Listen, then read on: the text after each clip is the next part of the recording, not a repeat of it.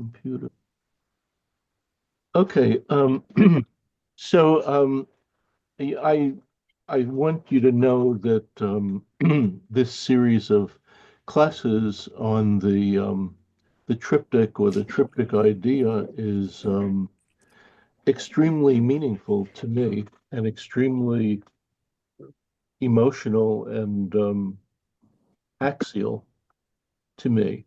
And I was speaking with Dean um, yesterday, and he mentioned that he had read a piece of writing that I suggested that you look at. And the piece of writing was called Why the Novel Matters.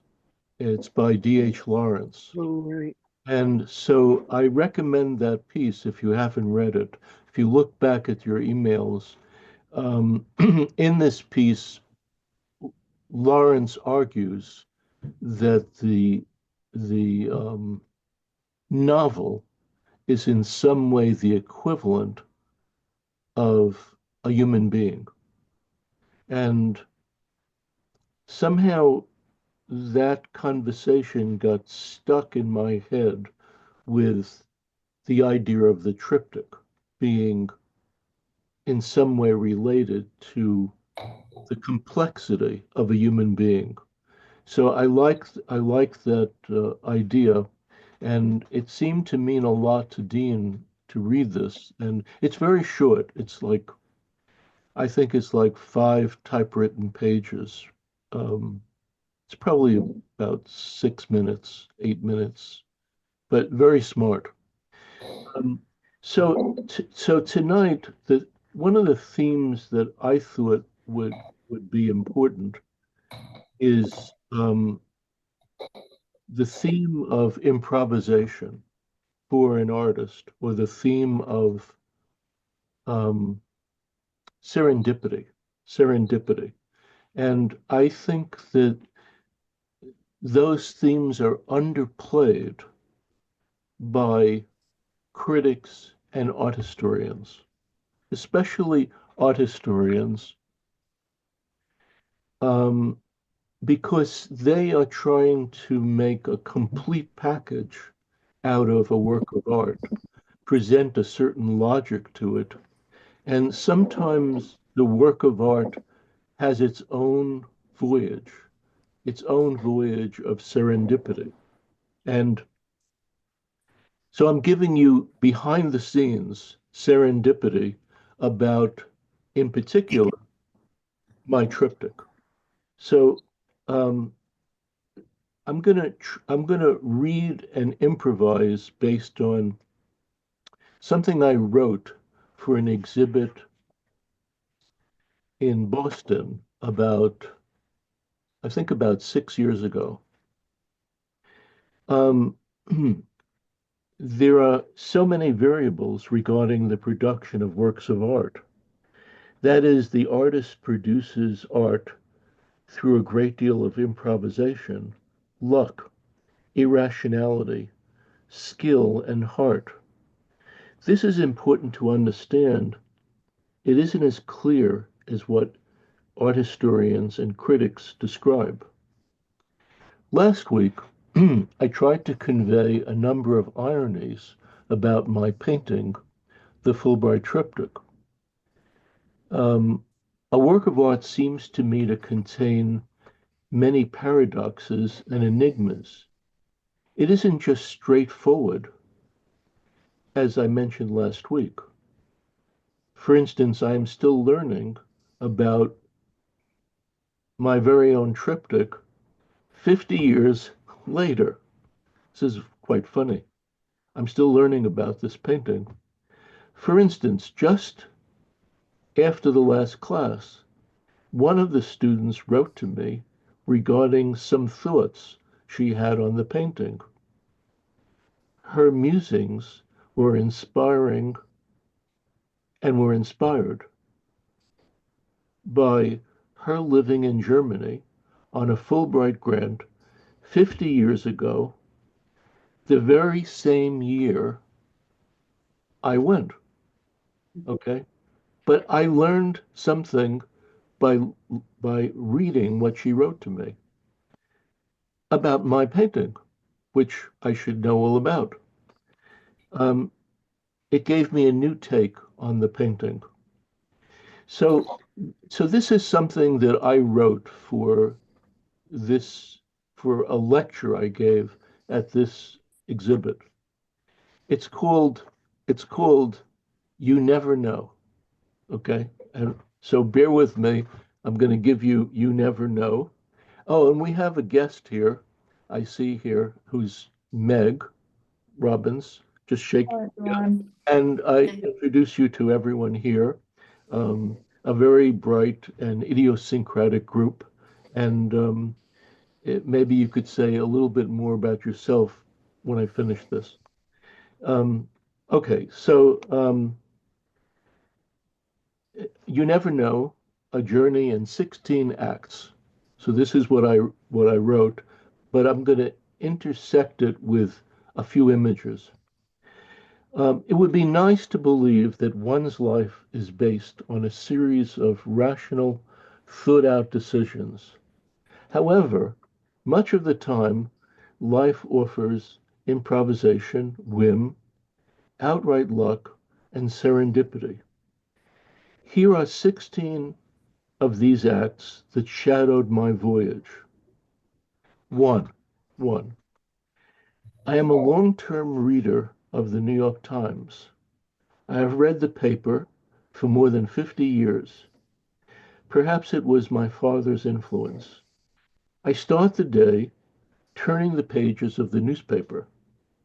In terms of its art coverage, I hope to find some artist or exhibit that will stop me in my tracks. This almost never happens. 99% never, but I hold out the hope.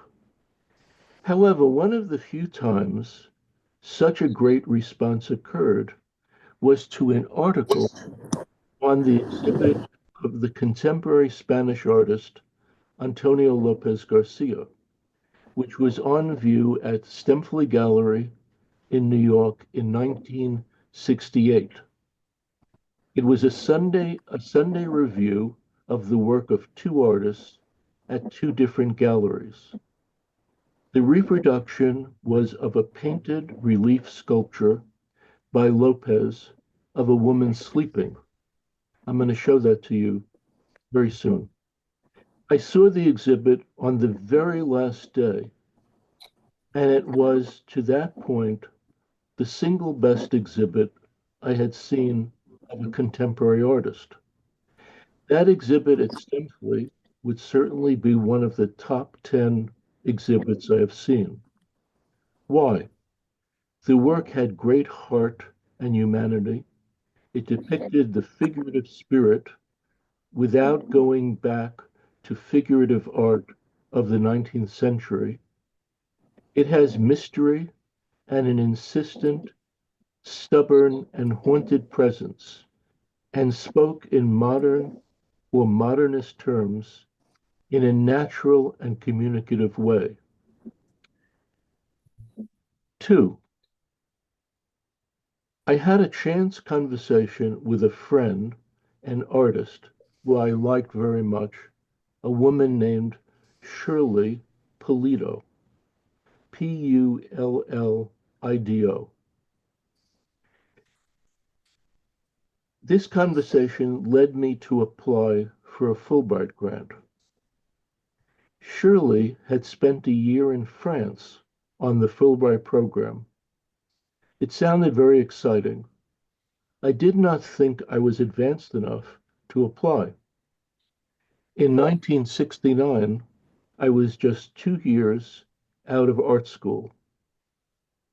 The Brooklyn Museum, which I attended from 1964 to 1967. Shirley was very encouraging and thought I had advanced greatly. She spoke of the great year she had and how much her art and life were impacted by the year abroad.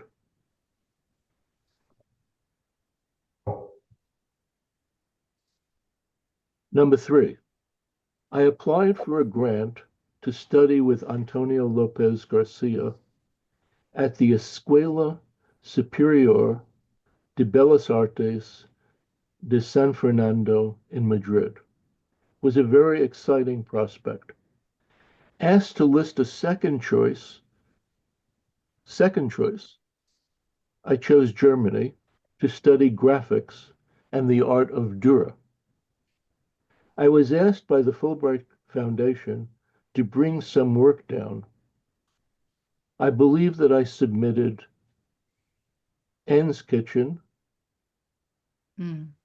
and the Kelton Press, and I can't think of the third one, but I'll show you a possibility in a second. A number of months passed, and the letter arrived from the Fulbright program. The grant to Spain, unfortunately, did not work out. However, I was awarded a Fulbright fellowship to study in Germany. Okay, this is upside down. Okay, upside down. I could have been in Spain. I ended up in Germany. I was number four, number four, Frank, number four. I was quite disappointed by this turn of events, to put it mildly. It was only in retrospect that I came to the realization that given these two choices, the better one was chosen by the fates.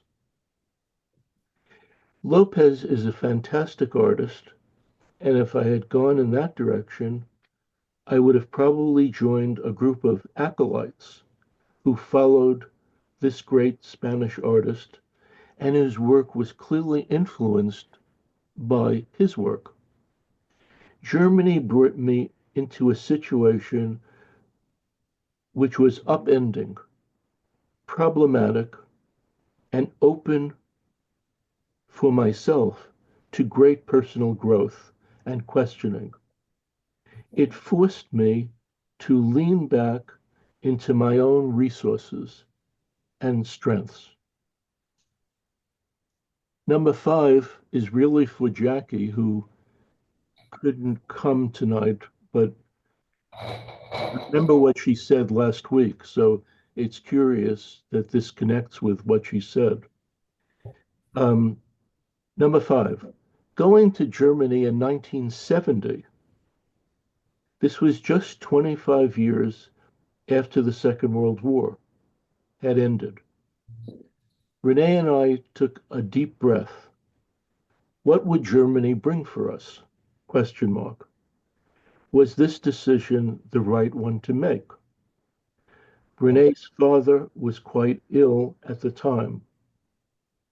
Did this award make sense for us at this particular moment? If I had been asked what the chances were of returning from Germany with my triptych, I would have said, no way, not at all possible, 100%. On the other hand, I would never have worked out a painting like the triptych had I been living in Madrid. Okay? Now, I don't know about you people, but I always wonder about a door that you choose to open. I always imagine, I'm not speaking now from the text, I always imagine I go into a room and there are eight doors in that room. And I look at the eight doors and I feel the vibration of the eight doors and I choose door two. Then I open door two and I'm in another room and there are eight doors in the second room.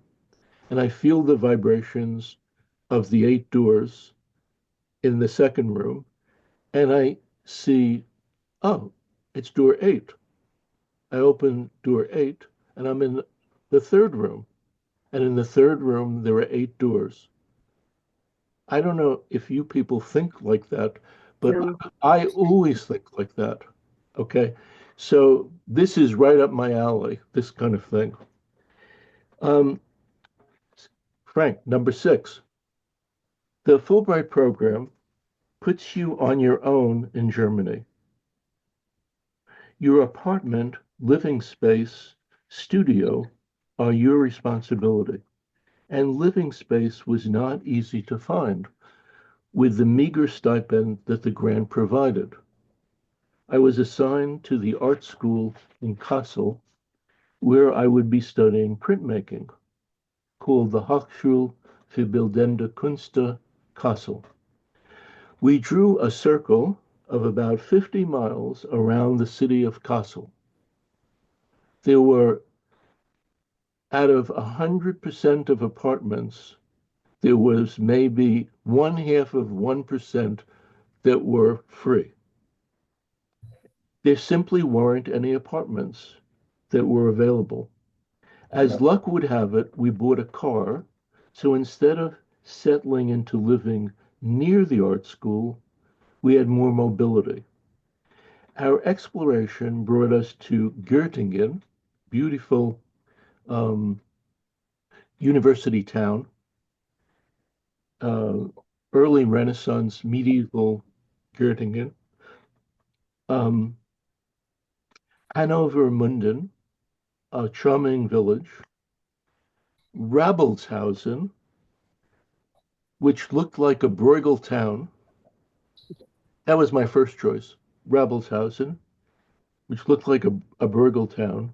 And finally to Hessische Lichtenau, about a half hour from Kassel.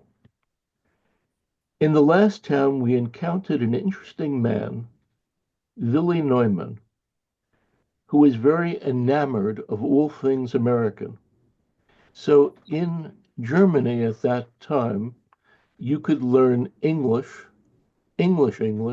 or American English. So Willie was clearly involved in American English. We found ourselves walking around the town with Willie, and it was Willie who pointed out the empty windows on the third floor of a building nearby. The landlord showed us the apartment. This type of apartment was not much in demand. It was called the Dachzimmer, under the roof apartment. So each room had a slanted wall or ceiling. Um, it seemed to me to have very little atmosphere or character. I remember mentioning to Renee that it didn't seem inspiring or exciting. I didn't feel that it would provide an atmosphere that would push my work. Renee was exasperated by how long this apartment chasing was taking. She pointed out that the apartment was large, about 8 rooms, had open spaces, and I would find a world to explore here. Furthermore, if we didn't take the apartment, she was going to kill me. Um, this apartment actually was so large, one room we called the nothing room.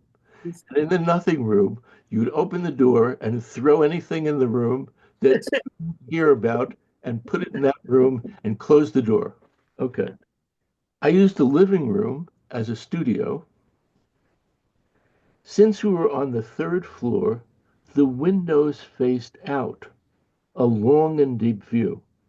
I'd like to show you this again tonight, right after this.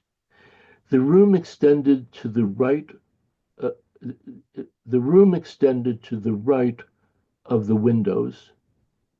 To the left, a small space existed, and then there was a wall which was perpendicular to the windows. How lucky this all was.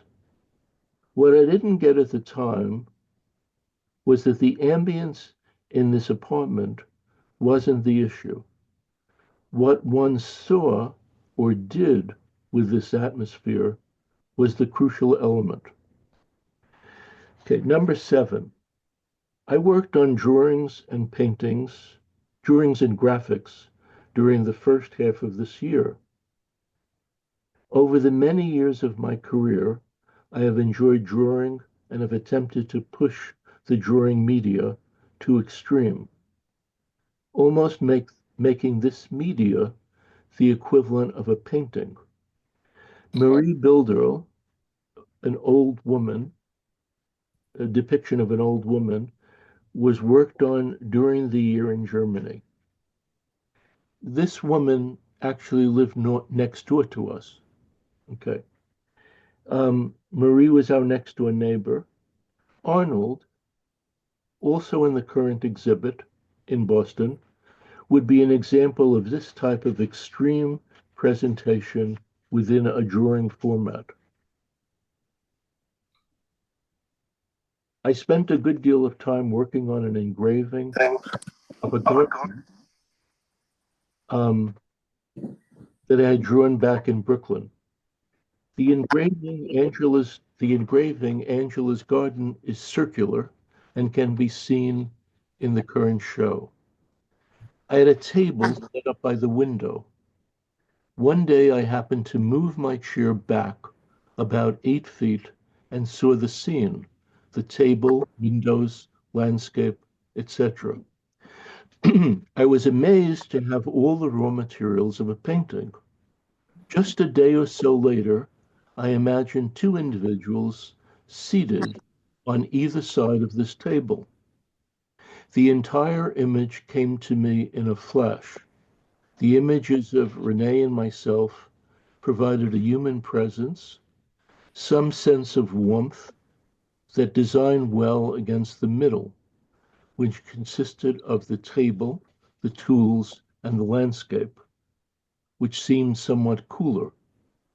The whole would have, I conjectured, a new atmosphere. I had not painted since art school. I had begun my career as a draftsman. However, this scene entered my mind as a painting. This was going to be a large project. In retrospect, the project seemed fraught with danger, as it was incredibly ambitious. Again, in retrospect, it makes me think of the author Murakami's belief that he could write a novel, a conviction he came to while watching a soccer game. Putting it another way, how did I believe that I could actually pull this project off? Um, 8. I have been drawn to exhibits and artists whose work seemed to present some type of point of view, some way of facing life or believing in life.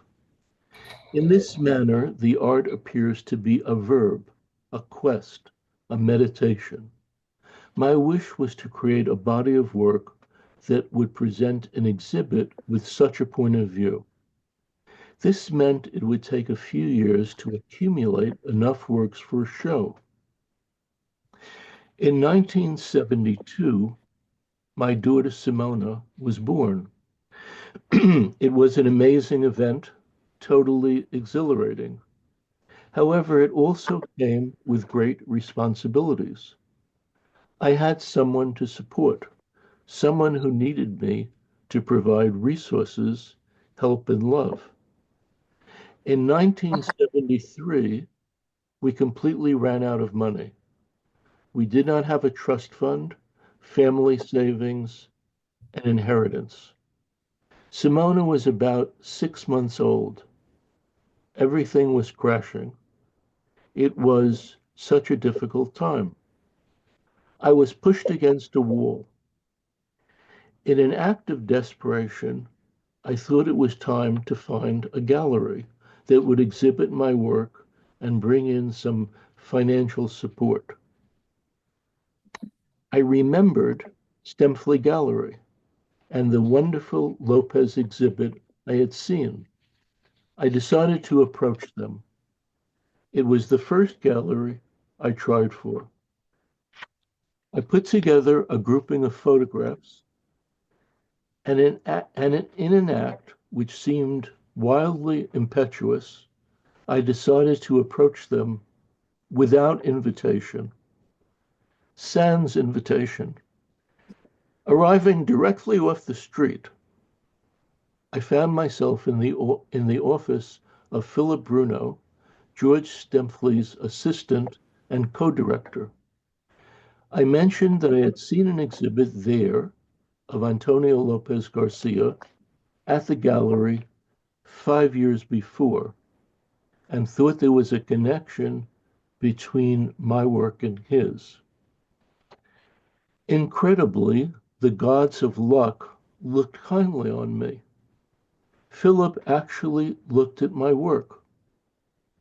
After taking some time to review the material, he told me he would like to show the work to George Stempfli.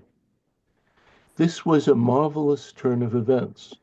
I am sure a good deal of Philip's time was spent preventing visitors from entering the gallery or crossing the moat, so to speak. 9.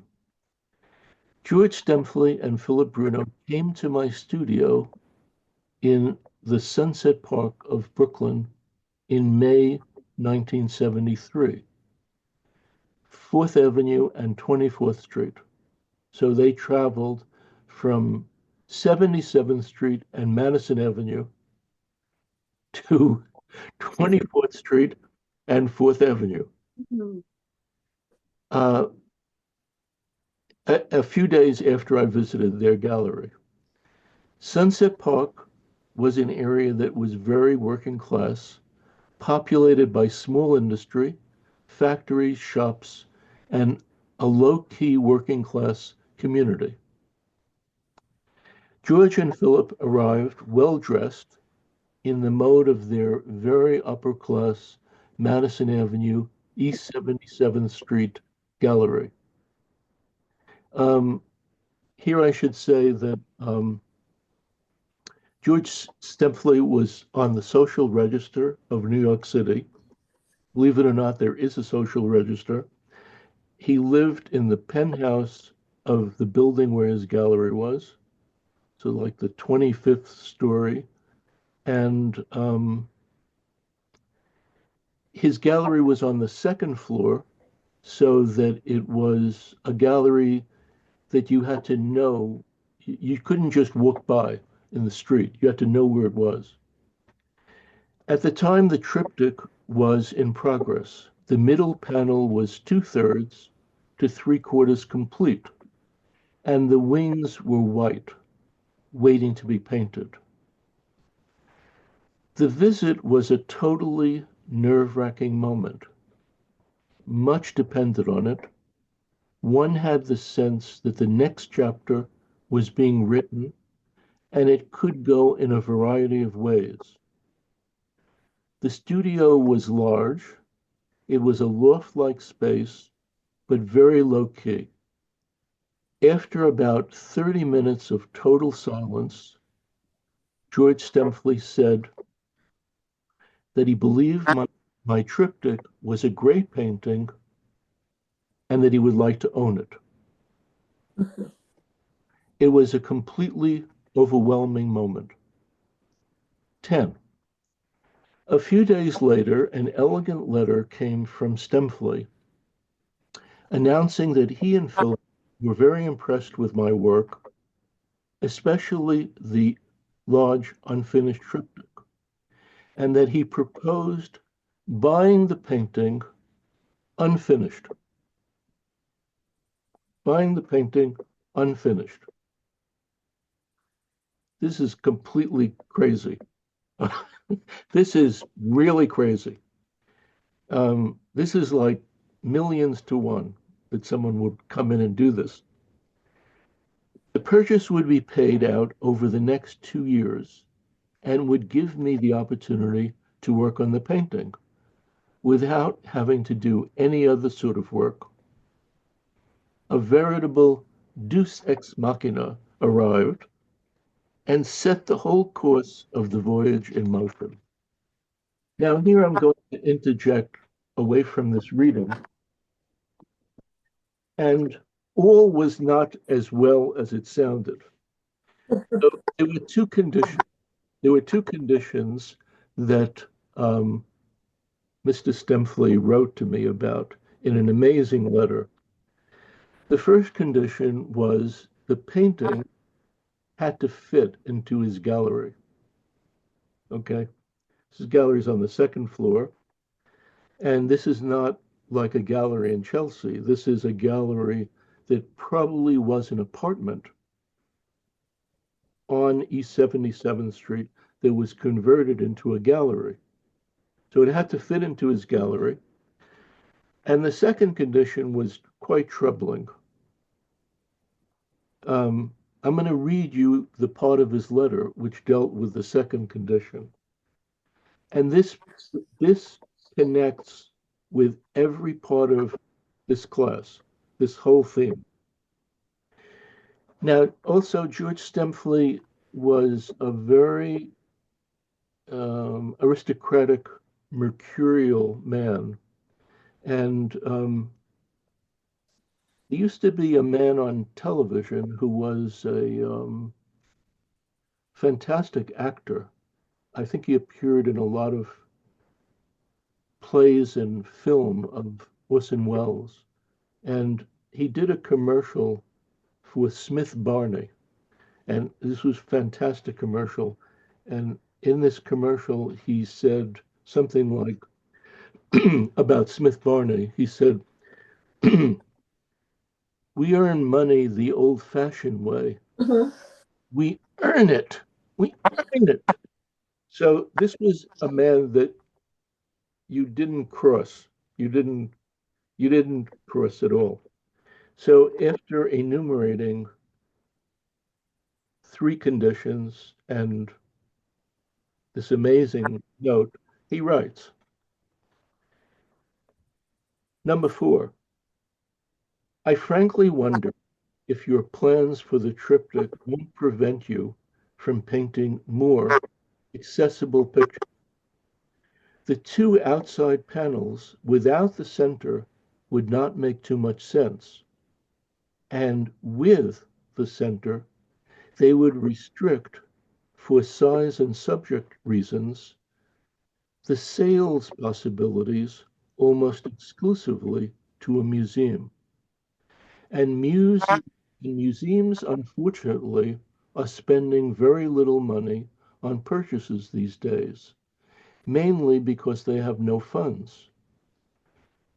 I would urge you to think carefully before you start on the triptych wings. I would urge you to think carefully about um, I would urge you to think carefully before you start on the triptych wings. Perhaps you would combine the two figures into another single painting in which they would be independent of the existing center, both visually and emotionally. But that, needless to say, is your own problem. Let's put it this way. The center does not need the wings in any way. And I mean any way or anyway. So um,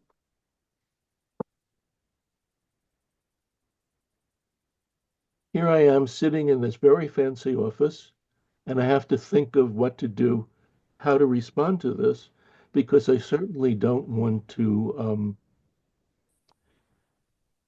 do a painting where it's unclear what's going to happen. I also want to do a painting that represents my vision. And I also want to make this person feel that I am worthy of this bet. Okay. All in real time, sitting on a thumbtack. Okay. So I argue with Mr. Stempfli about the need for this being a triptych. This is your whole class. We're teetering on a fence. It could go any which way. Okay? We're teetering. It could be one painting, the central panel, or it could be the three together.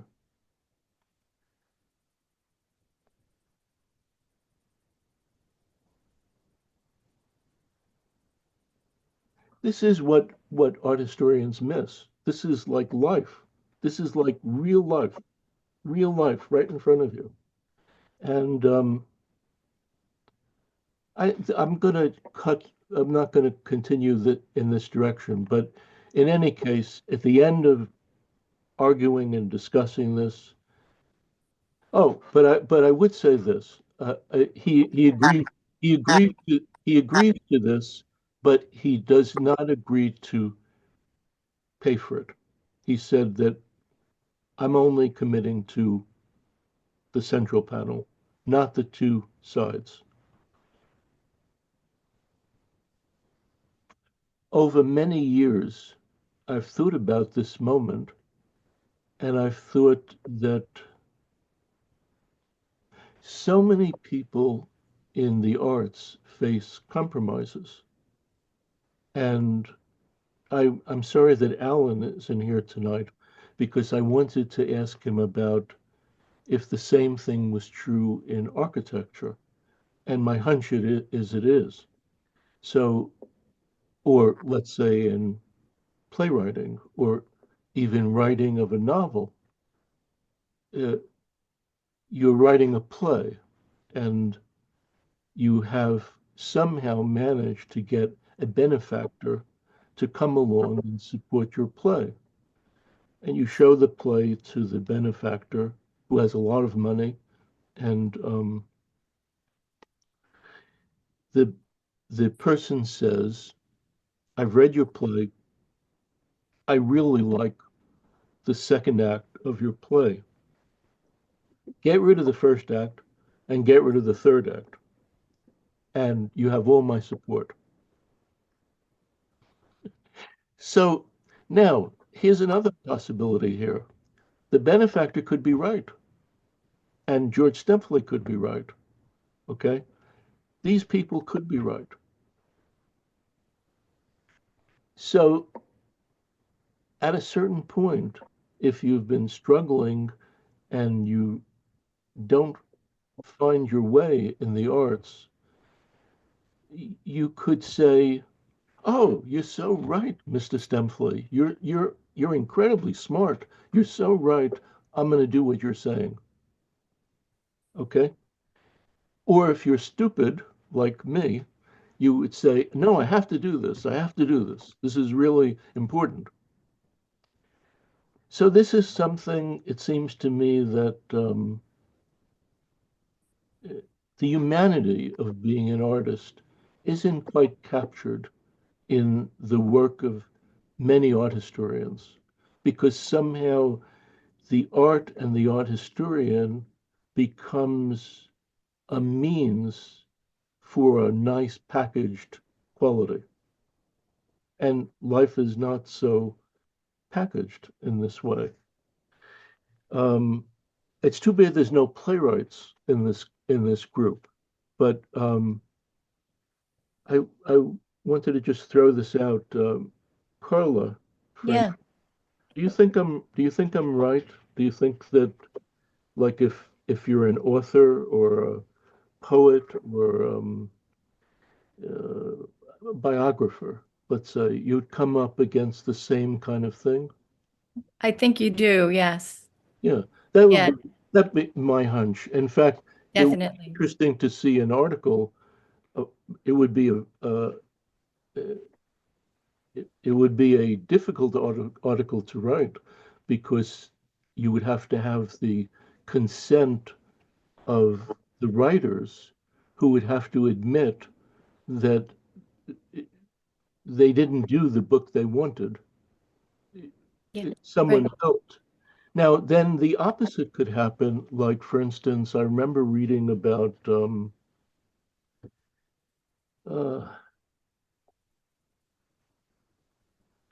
a very well-known book which was made into a film with Gregory Peck. what's the name of the book? Kill a To Mockingbird. Kill a Mockingbird. Okay.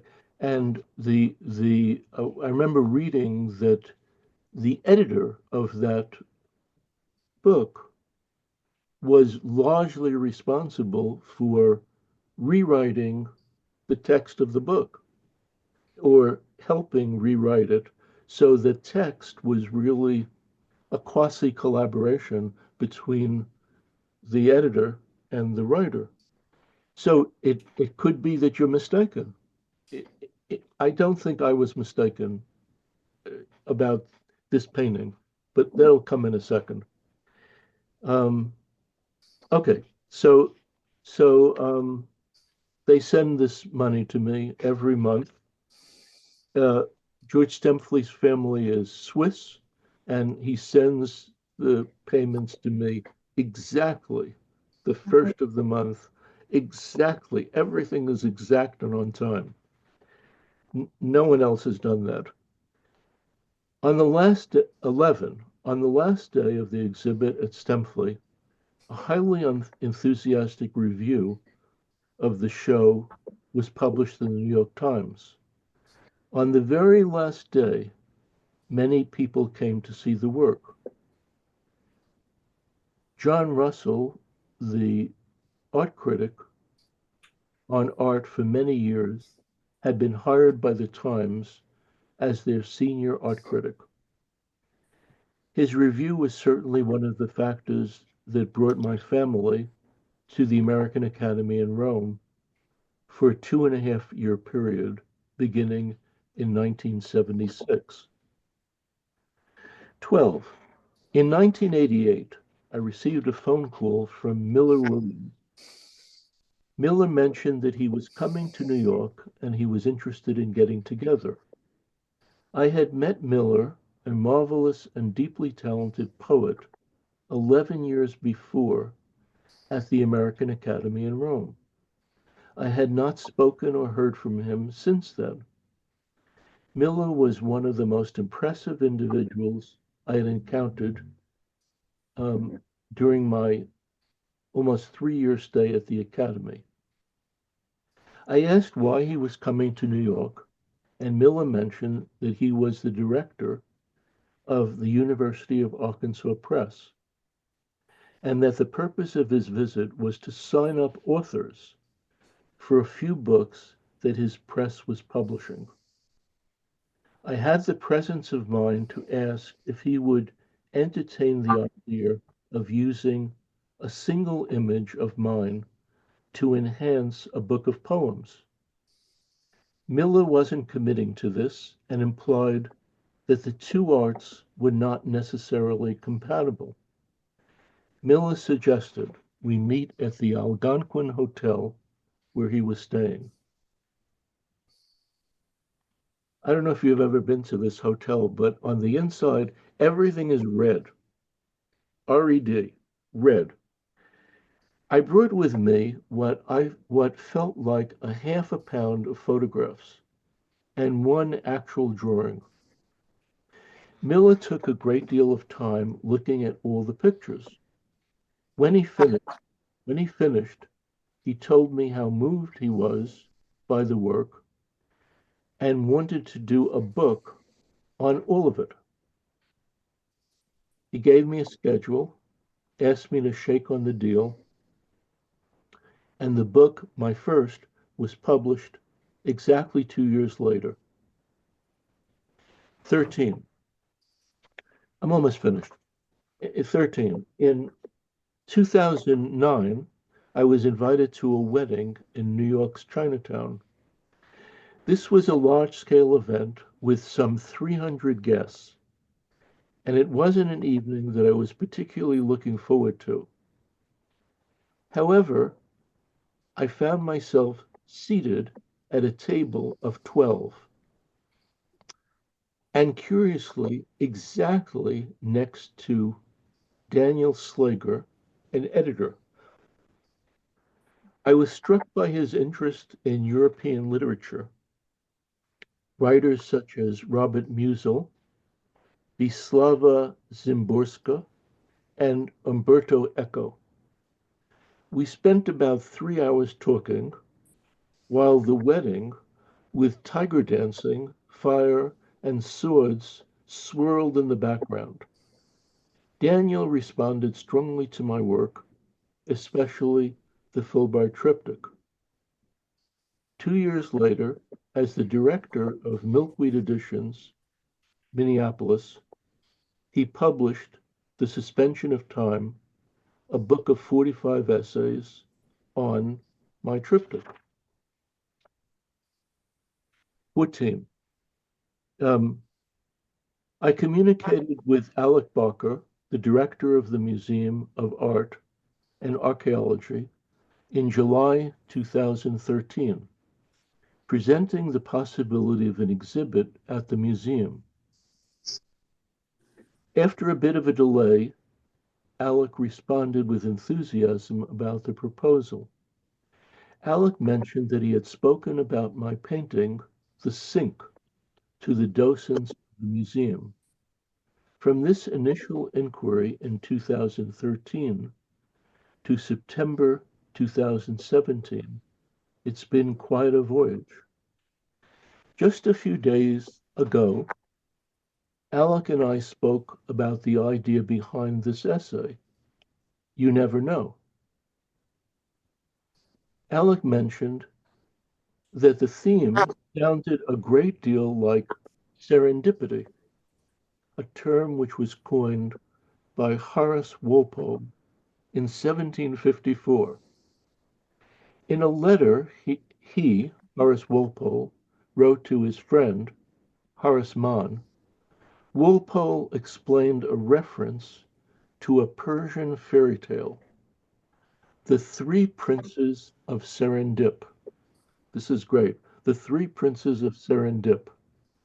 The princes, he told his correspondent, were, quote, always making discoveries by accidents and sagacity of things which they were not in quest of.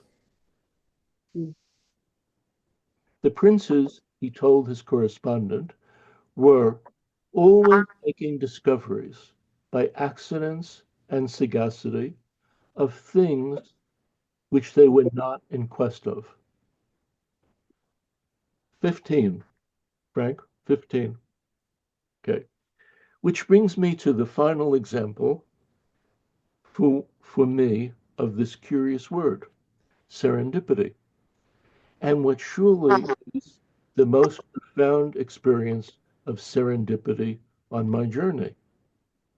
Now, this is dated 6, 7, 8 years ago. I was tremendously, some 53 years ago, I encountered Renee at a party in Brooklyn. I was tremendously smitten, but was too shy or too timid to respond. 2 weeks later, some friends of mine invited me to go with them to Brighton Beach in Brooklyn. In those days, beachgoers hadn't discovered the effect of ultraviolet rays, and so the beach was massively crowded. If I was to guess, perhaps 500,000 people were present. The beach isn't my favorite place to go to. It's a bit confining and placid for my worked up personality. In any event, there I was with my friends, and we found a place to sit within these crowds. You could barely see the sand as bodies were crammed in wall to wall. When I looked up, sitting at the very next blanket was Renee. 4 days later, about 6 days, 4 days later, about 6 days, I proposed. How very, very, very lucky I am! Exclamation mark. Number 16, you never know.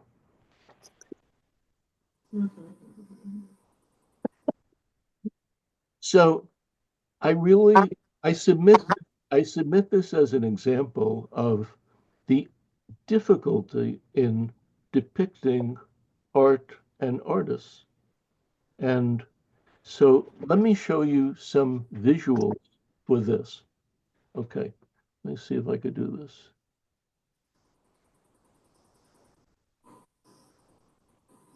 Okay.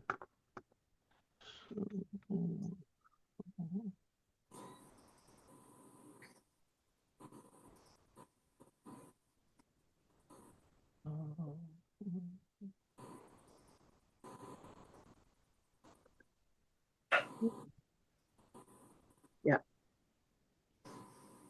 Okay, so the first part of the most important part of this a journey was the difference between this painting and this painting.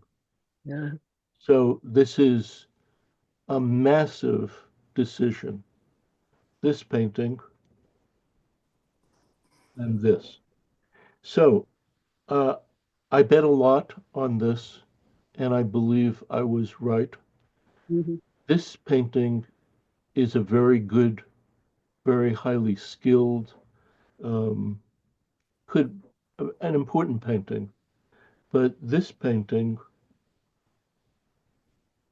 is just completely different in its mystery and complexity and its ability to converse between different forms and shapes.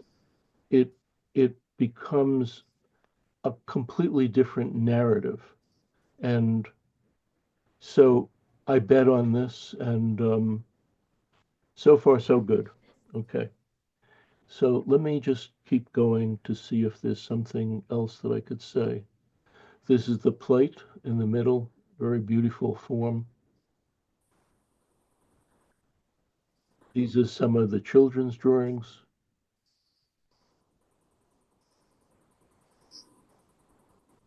These are the images from the Frick collection. The top one, the Holbein picture, which I spoke about last week. Uh, my dear friend Jim here, wonderful sense of the painting and friendship. Um, my beautiful wife Renee and my daughter. Um, this is a nice shot of interior, exterior.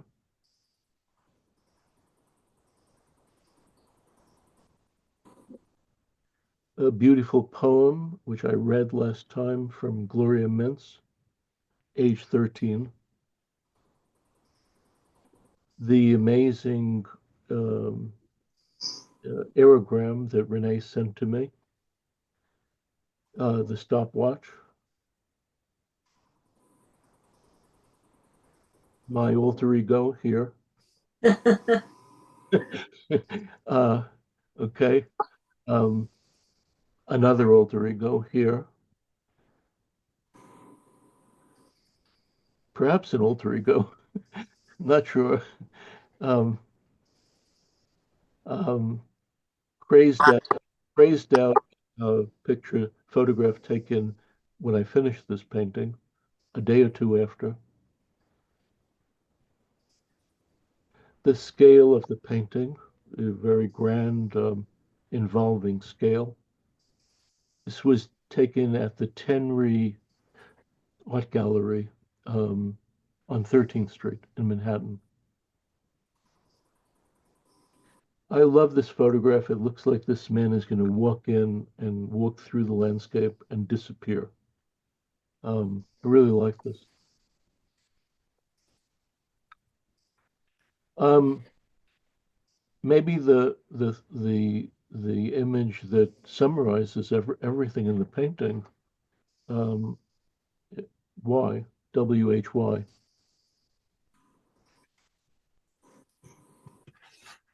My daughter and my wife. Um,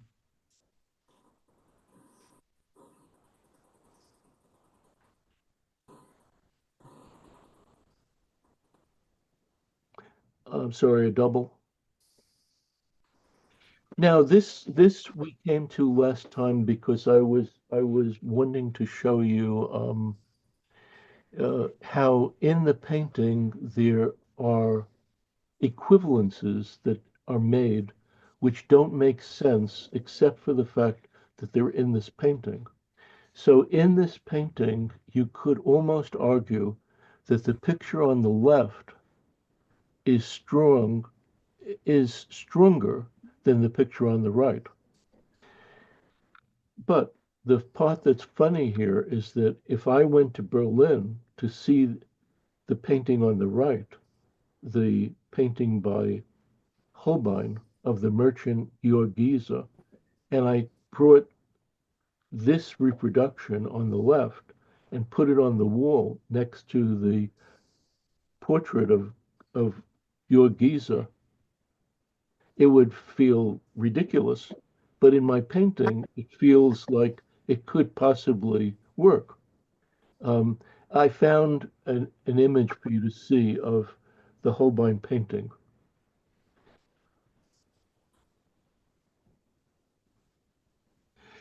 This is the house that we lived in Germany where I did this painting. So the top two floors here is where I was looking out of. That's the view that you see in the painting. And you see this building, and it's really the most banal looking building imaginable. Um, and you never know would this should have been one of the acts, and you never know what this building looked like. This is the woman who lived next door to us. A piece of drawing about 40 by 50 inches in Conti crayon, very graphic, very rich blacks.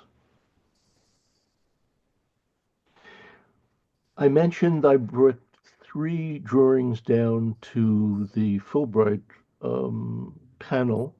This was definitely one of them. Uh, the Kelton Press.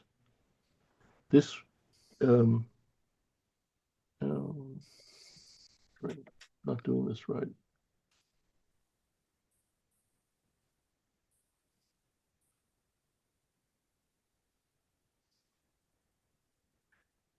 Just skipping ahead, this is the painting by Lopez that I saw in the newspaper. This is the Kelton Press. This is the second piece that I brought down, which is a, a drawing in a frame, an actual wooden door. And the drawing you could see is the view through this door. The third one I can't seem to remember, but it probably was either this drawing, very slightly out of focus, this drawing of a field in Vermont, or this drawing, um, this drawing of Garfield Place. This drawing is about 5 feet wide, or this drawing of Renee's uncle. And this drawing is about 7 feet high. Pretty crazy drawing, very intense and highly compulsive. So I have one or two details from this. So this is a detail, and this.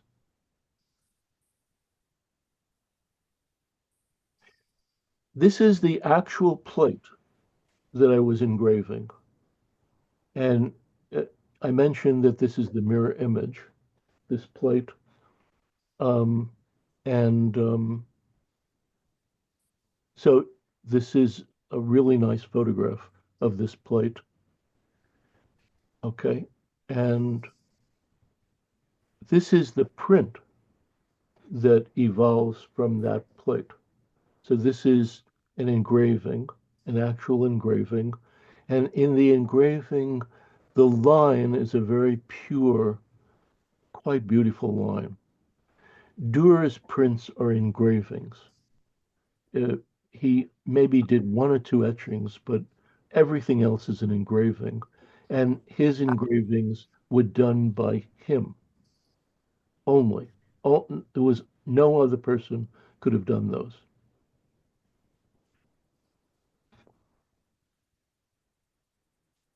This is the painting that I was telling you about, and um, Rich spoke very beautifully, connecting my triptych to this painting. I didn't tell him to do that. I've always thought there was a connection between my painting and this painting, and it was interesting for him to pick up on that. This man is defined by the accoutrements that surround him. So they mirror his life, his world. And that is kind of what I was going for. I didn't think at the time that much about Holbein and about it being representative, but it must have been somewhere in my head. So you see all these different papers here, papers that are pinned up to the wall like this, and books and these objects and so forth. So this painting is in Berlin, and I believe it was on the 5 or 10 mark German bill when we were living in Germany. This is a great painting. And there is another beautiful painting by Holbein that's in the Frick collection of Sir Thomas More, which is as good as this. It's an amazing painting. Um, Fantastic nose in this painting. And the green color here is very unusual in a Renaissance painting. Usually you see dark colors, not a green like this kind of acidy green. Um, this I didn't speak about this last week. Um, this was a photograph that I saw. I can't remember. I saw it in the newspaper. I thought this photograph was very interesting. I'd like to just say something about this. Um, Around the time that I did this painting, maybe a year or 2 or 3 years before, I saw this newspaper clipping in I think in the Times, or I can't remember where. The man on the left was picked up by the police, accused of rape, and was positively identified by the woman who had been raped. He was a very quiet young man and pled innocent, claimed he was innocent. And in a year in New York, maybe there are 3 or 4 or 5 cases where newspapers pick up on things and people get really riled up. Maybe that happens 2, 3, 4 times a year. Well, this was such a case. And this man, if we didn't have a legal system, which we surely soon won't have, Right. if we didn't have a legal system, this man would have been taken out and um, lynched. So this is hanging in the air. 2 or 3 weeks later, the man on the right is picked up for um, a traffic offense, something to do with his car. And while he is interrogated for this, he confesses to the crime that the man on the left was picked up for. Hmm. The newspaper showed these two images, these two images. And I found it very striking looking at the two. And one of the themes that I didn't speak about in my painting Yes. is the theme of um, perception, perception and consciousness, and as a goal in life. And it feels to me the more perceptive you are, the more visually acute you are, the more conscious you are. And the more conscious you are, the more you are living. You are living. The more conscious you are, the more you're getting your money's worth on planet Earth. So I like that idea. And this is a cautionary tale, this image here. Um, this is a close-up of one of the pieces on Renee's side. Mm. The reading method that she chose to use at the time, which she now doesn't use and has a problem with, um, began with O's. And I love this page of O's. This is Oh, Alfredo, a 5-year-old, his page of O's. This is probably the first or second or third day of school. He starts out, he's very sincere, very, very sincere, very earnest, first two lines. And then he starts to lose it in the third line. And then he's really losing it. And then about the sixth or seventh line, it's all over the place. I really liked this, and I liked trying to get the oil paint to duplicate this mm. this thing. Um, this is Really? the method of reading was uh, divided up into sounds, numbers, and that's how the reading was taught. My friend here, my alter ego, Sumerian, Mhm. and another pal on the far right. Um,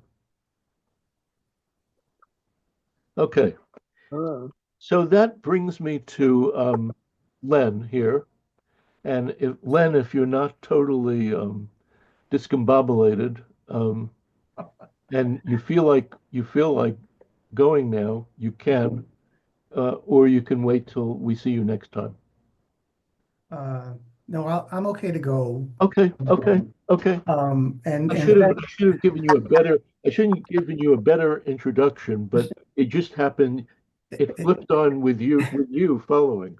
So go ahead. sure. And at first, thank you for sharing yourself and your story and your work with us, because it's not often that we as consumers of art get to, hear directly from the artist No, about that's their experience. yeah, Len. That's really the reason I thought to do this because it's really it's a very human activity, and it as all human activities, it has a flow to it, making mistakes, mm. luck, serendipity, or the people who are the the princes riding through the land of Serendip. uh, it has everything. It's not so clear. That's the way life is. You go.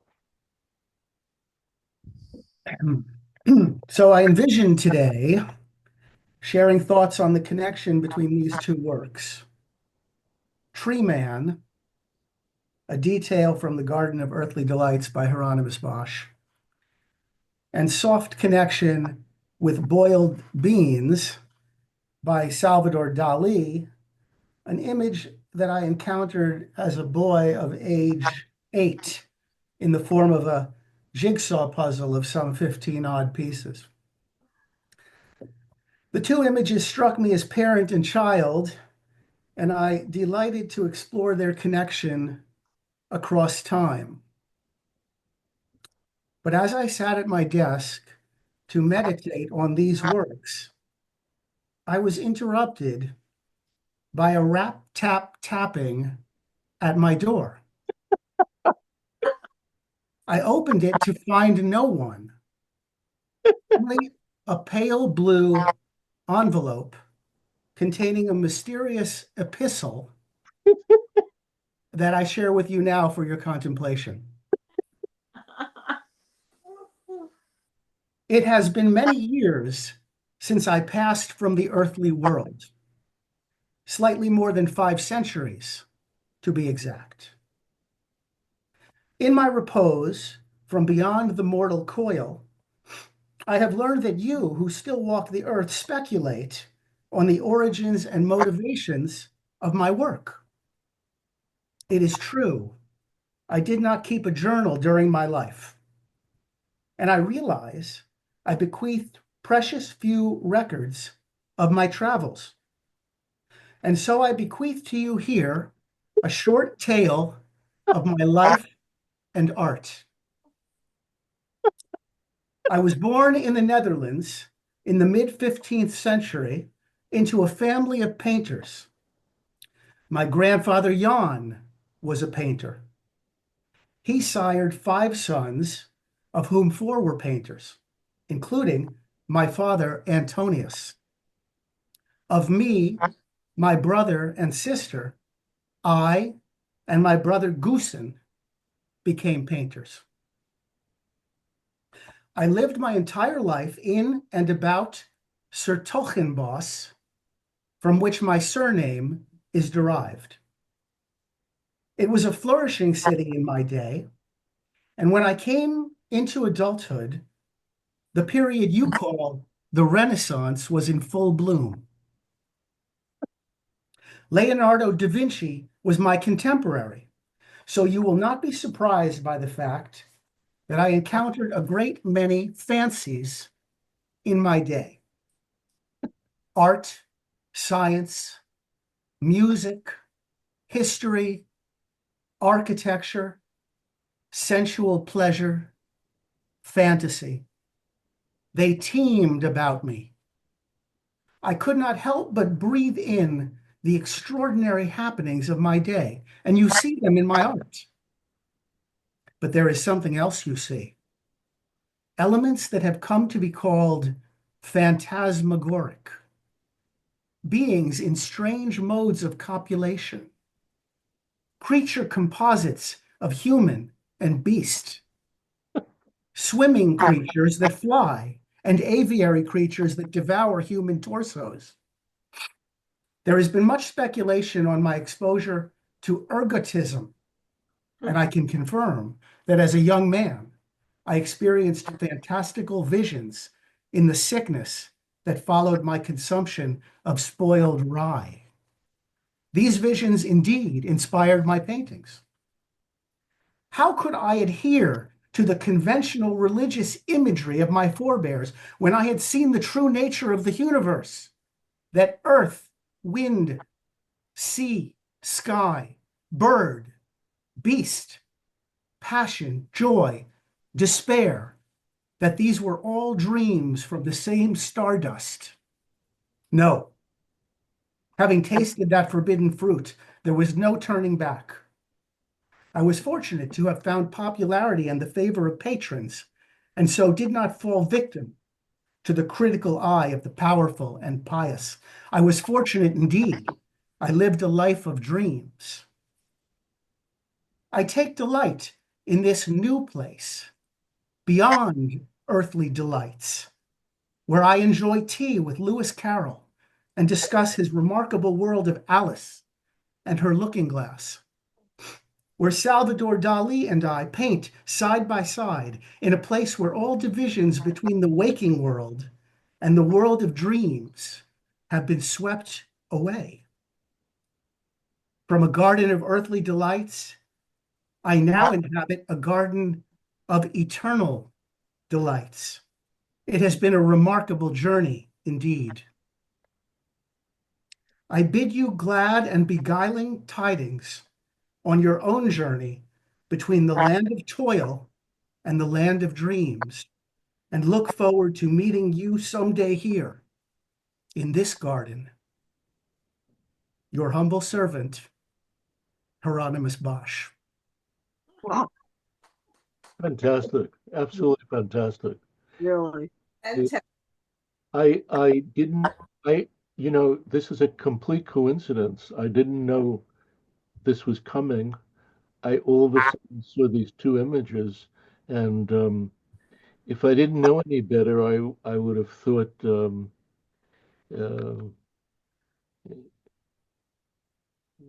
this was three card Monte, and you were the shill. Indeed. How did you think of the motif of the knock on the door? Yeah, well, I wrote the epistle before I wrote the introduction, and I thought about just diving straight into the epistle, but something seemed a little abrupt about that. So I kind of conceived sort of a setup. And it's funny because the epistle sort of like wrote itself, but the setup I had to kind of work and work and and work until it sort of felt right. Your writing is so striking that you should really, I don't know what the right outlet is, but you should really explore writing as well. It turns out the right outlet is this class. Well, thanks. I feel very good that you're here and that you've been encouraged to go for these things, but it's so unusual. It this was on the level of the your piece about Lopez, about the tree seeing Lopez, Yeah. Yeah, this is seeing a Lopez. little full circle for me. It's like a mirror image. Uh, do any of you have we have about 10 minutes left. Do any of you have a question for either myself or for Len here? Um, Something that occurs to you about maybe about serendipity or about, I don't know, about art or my triptych or Mr. Bosch or I've got a couple triptych related questions for you, Simon.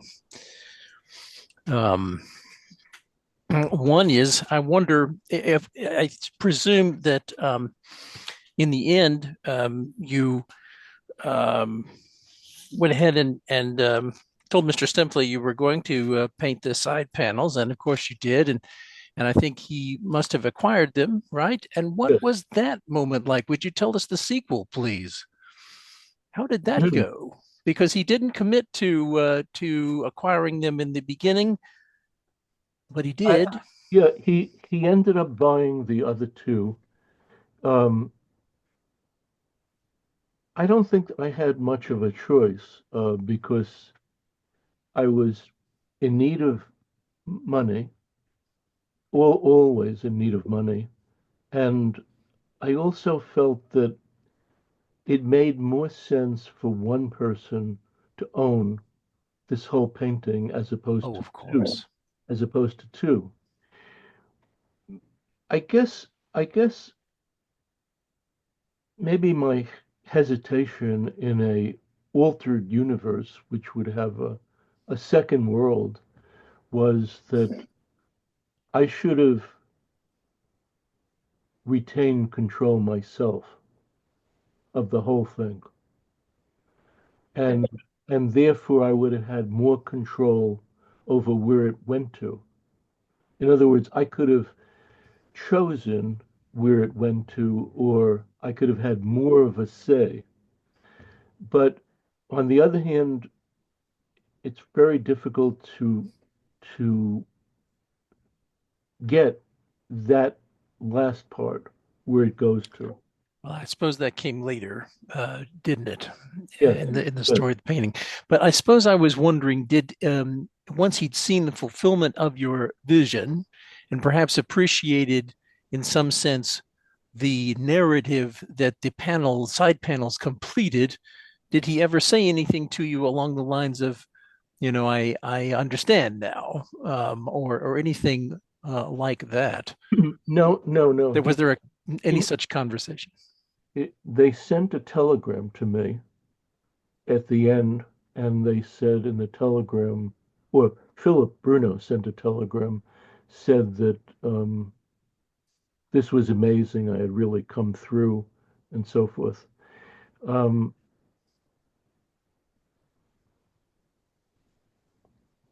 this to give you another idea of how contained and cool this man was. In the 2 years that I worked on this painting, he came one time to my studio, one time in total.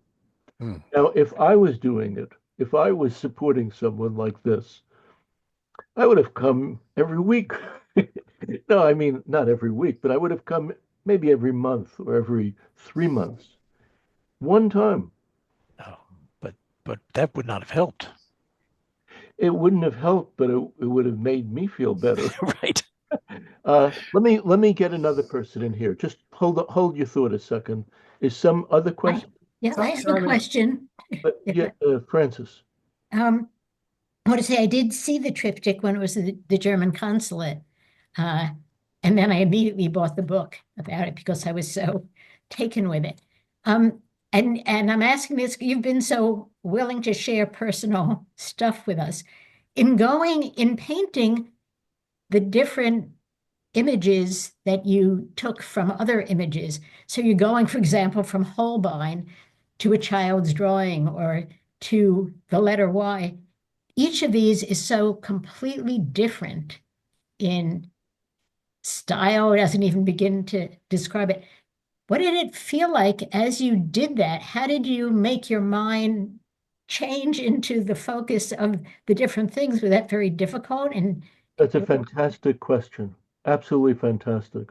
So the answer is twofold. One is that it, I guess I think about the art in the way that maybe a writer thinks about writing. So I think a very good writer could be a little child, could be a baby, could be an aged grandmother, could be an apple, could be a teenager, could be a cat or a dog, could be a monkey, could be a pair of dice on the table. It just depends on how you can engage your mind and be all of these things. So it's a challenge to me to be all of these things, but to do it in paint. Okay? That I find that very appealing. And I think of it as sort of a writer gone astray, a writer manqué. So, and the second part to answer your question is I think that people are composites of all these different points of view. In other words, it, people have grade C ideas, grade D ideas, and occasionally grade A ideas, and they're all mixed together in that one person. Okay? And I think actually I've met people that exist all in grade A. Hmm. It's actually a little boring to speak to them, but can be interesting. But it can be a bit boring. And, and if you meet people who are in grade C, their ideas can be a little boring too. But I think that if you're very healthy and you're engaged with life, you have many facets to you, and that is in that painting. That's the person in the painting. Um, uh, Rita, do you have a question or a thought? I had a question about your life in Germany during those years or during that year. Did you interact with local German artists?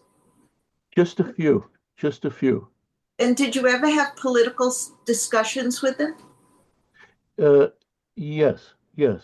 Uh, um, we had the limitation that we didn't speak German as well as English, or in my case, very little. And I thought that was very challenging. And in the class last week, I don't know if you watched it, if you were able to watch it, I was.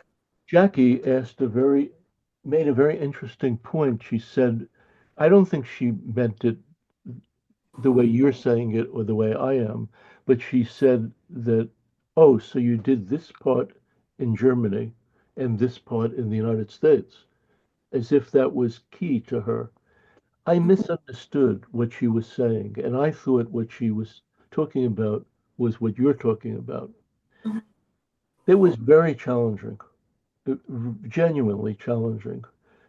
But in a way, it pushed us back into ourselves, Mhm. pushed us back into who we are, who we are.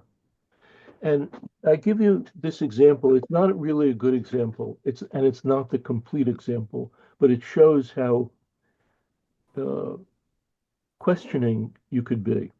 So Renee had a student, teenage student, and she was learning English, and Renee was helping her. Nice young girl. And one then Renee gave her some assignment to read up about the civil rights movement in the United States. So the young girl was reading an essay on civil rights, and she then said to Renee, "Is this true?" And Renee said, "Yes, it is true." And she said, "You mean the part about you can't drink water? You can't go to a water fountain and drink water?" And she said, "Is this true?" And Renee said, "Yes, this is true." And the girl said, "And you can't go to a restaurant and you can't eat in the restaurant with other people?" She said, "Is this true?" And Renee said, "Yes, this is true." And then she said one or two more things.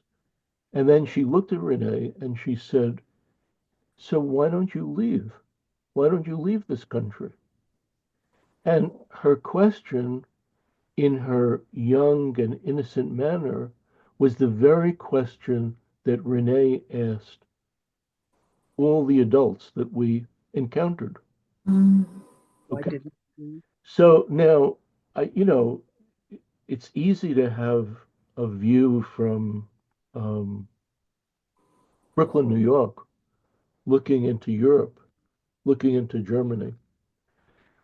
And it's a country with so many different sides to it. Um,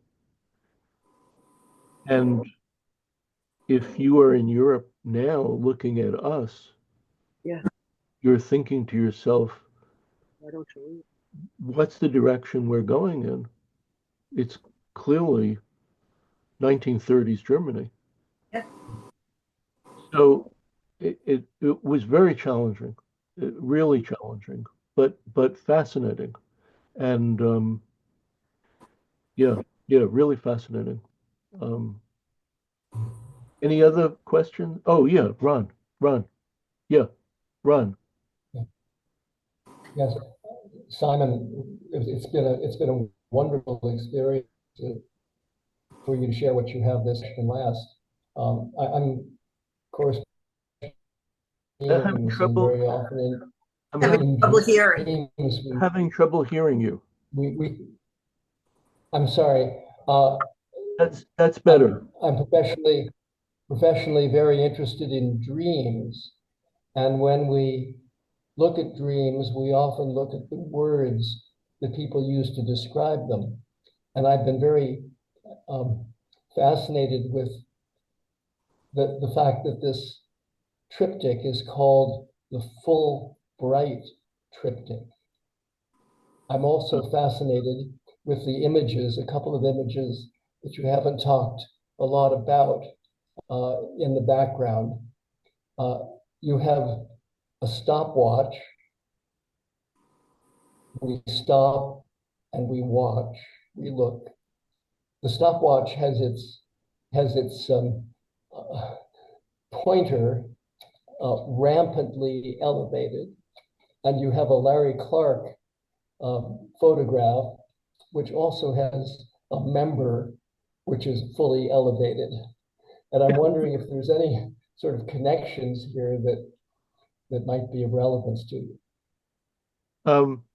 Can I say no comment? Okay, fair enough. Uh, I want to just briefly introduce Meg here again. And uh, Meg, can you say something about what brings you here? I would be happy to. Well, thank you everyone for having me. I know that you all didn't invite me, but I appreciate coming into your class a little bit late.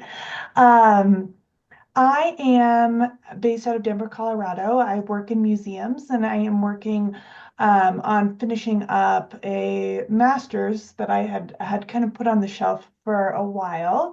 And Simon talked a little bit about how the impetuous nature of him going to speak with the folks at the gallery, and I feel that my journey is a little bit similar in that way. I had seen the triptych. I saw the triptych, gosh, 6 years ago at this point, and it's an image that I've come back to again and again, and it's something that I think about on a regular basis in terms of how the discipline of art history, where its failings are, and how we often don't get to the heart of a work. So I reached out to Simon, gosh, a month ago at this point, was it? Maybe a little bit more, and just expressed my gratitude for the painting and some of the thoughts I had about it and the discipline of art history. And needless to say, I'm writing my thesis on the work, and Simon has generously donated a lot of his time to me already to just share our thoughts on the piece and my reflections, and I'm honored to be here. Meg, could you tell everyone where you saw the painting?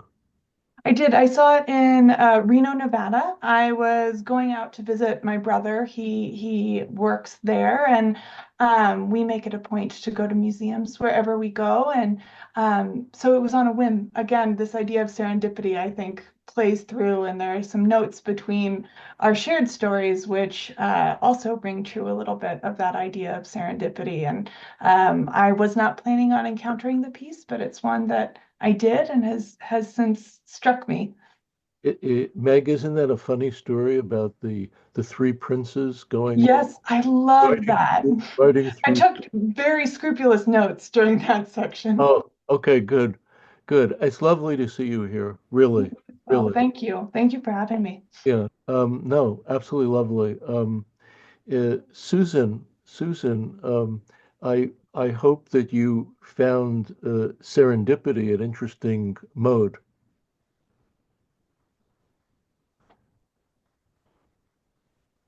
Yes, I did.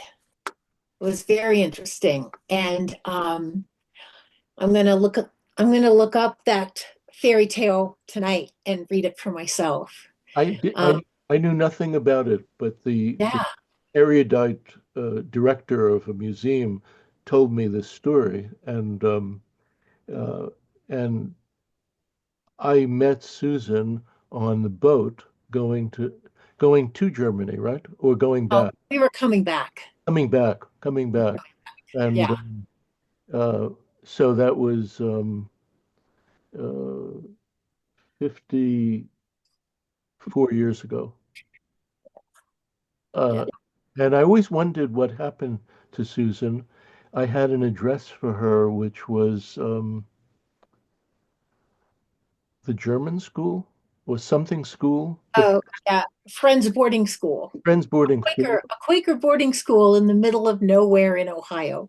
Okay, but she was the recipient of the Fulbright grant, and her husband was the spouse.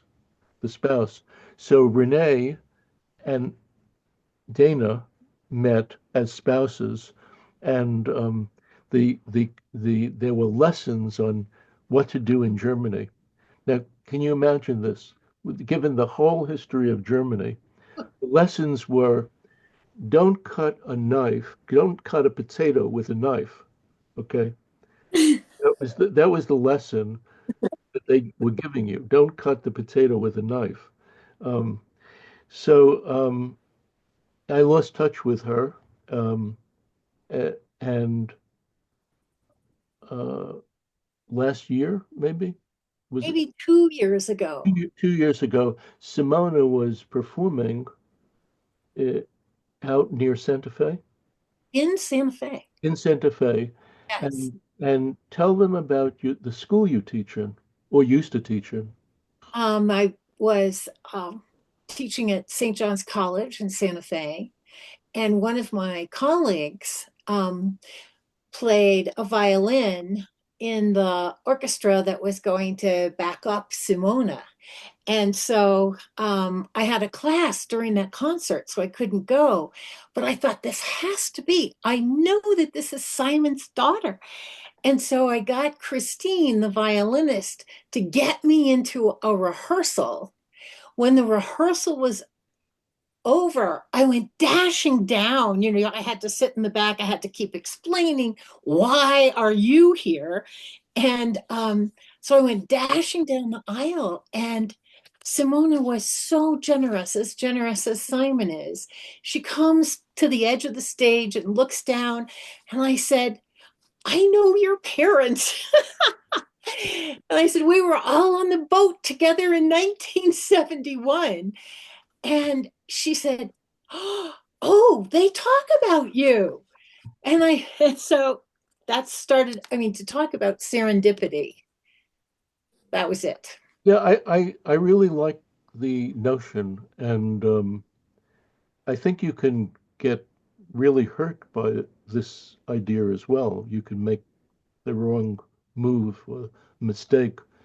But generally, I like it, and I like, if I'm not too crazy, I like feeling the vibrations and acting on them. Um, it's a little bit after 8:30. I think this is a nice point to stop. I want to remind you that we don't have class next week. We have class in 2 weeks. So if you're going to participate and write for 2 weeks, Meg, you're welcome to come back. Really, absolutely. If you want to participate, send me 2 images on one of the 4 triptychs we spoke about. The last class, and Meg, I want to invite you to this also. The last class is an interview and conversation that I will start with Lynn Jacobs, who wrote a book on the triptychs. She's a very bright, very interesting woman, and I think that'll be exceptional. And you might want to think about questions to ask of her about this form. Um, this has been great. I mean, this is really just quite stunning, and uh, I feel very fortunate. Um, have a nice 2 weeks. Enjoy your vacation, and nice seeing you, Meg, and everyone. Okay, and congratulations, Len. It's stunning. Really, Yes. really striking. Fabulous. Yeah. Yeah, yeah, Perfect. yeah. Take care of yourself, all of you. Thanks, Simon. Good night, folks. All right. Bye-bye. Take care, everybody. Bye. Happy Passover. Ron? Ron, Yes, I plead the Fifth Amendment. absolutely.